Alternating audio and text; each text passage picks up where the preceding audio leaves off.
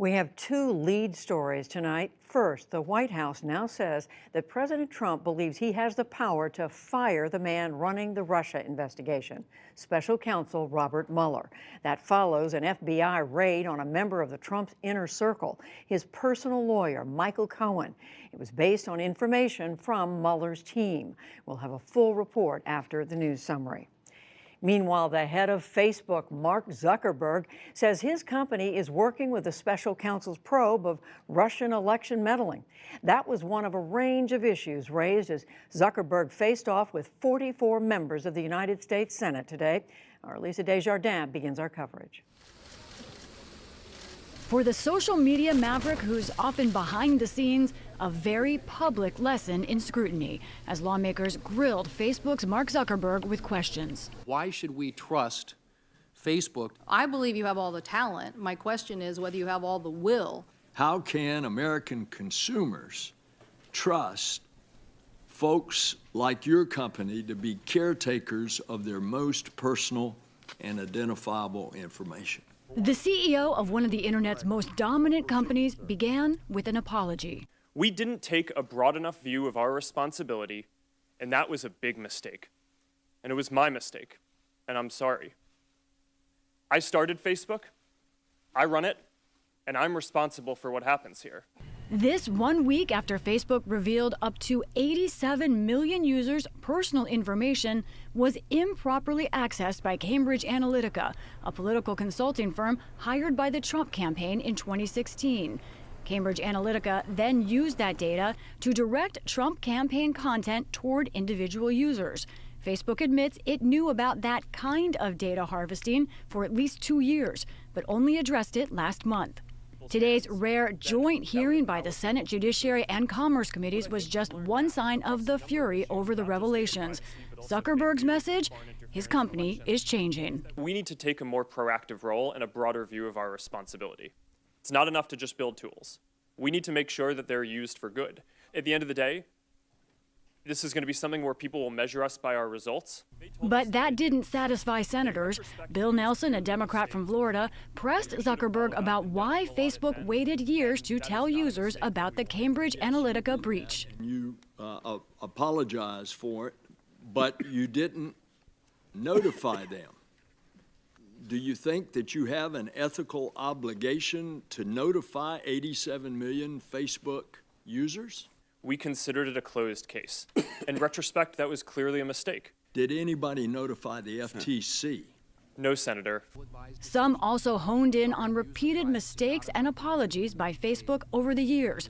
Commerce Committee Chairman John Thune. After more than a decade of promises to do better, how is today's apology different? So we have made a lot of mistakes in running the company. I think it's pretty much impossible, I believe, to start a company in your dorm room and then grow it to be at the scale that we're at now without making some mistakes.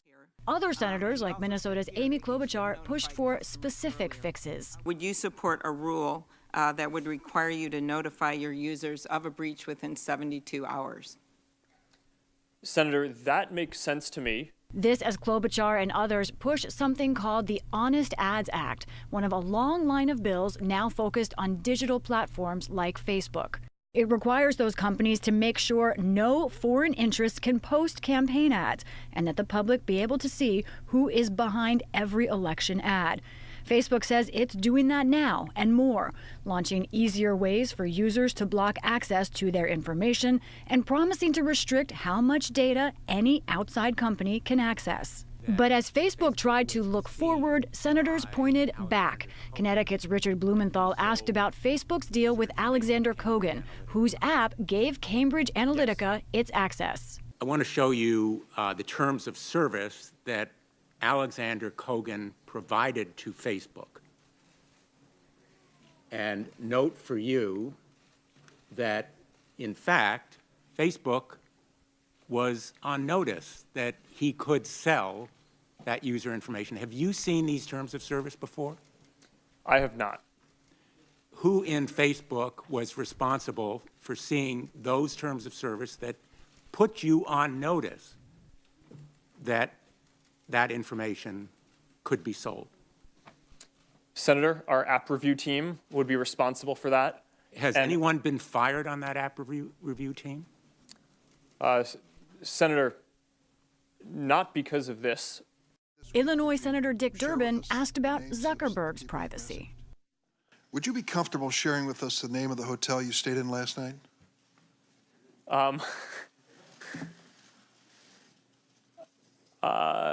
No.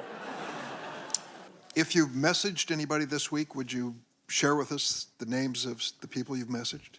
Senator, no, I would probably not choose to do that publicly here.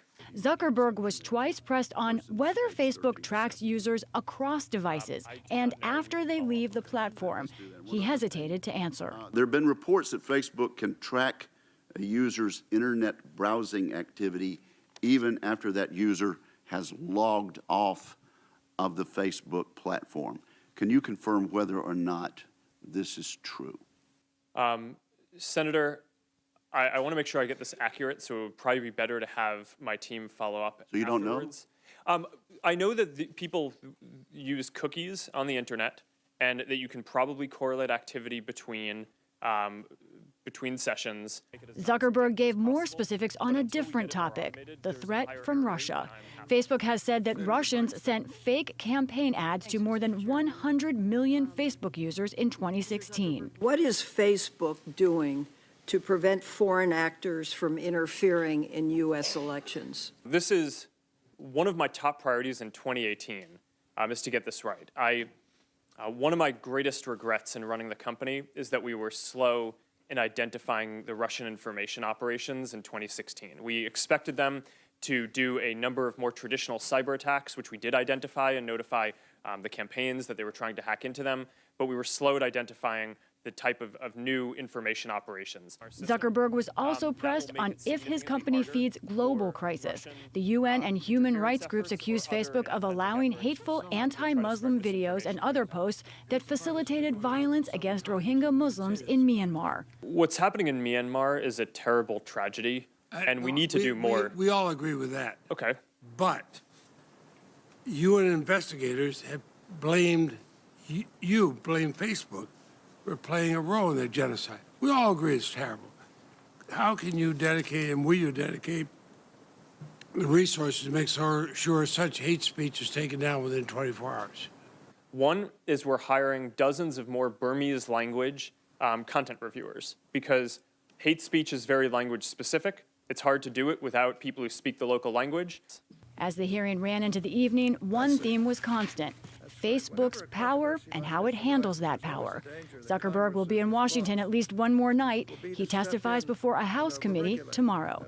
For the PBS NewsHour, I'm Lisa Desjardins.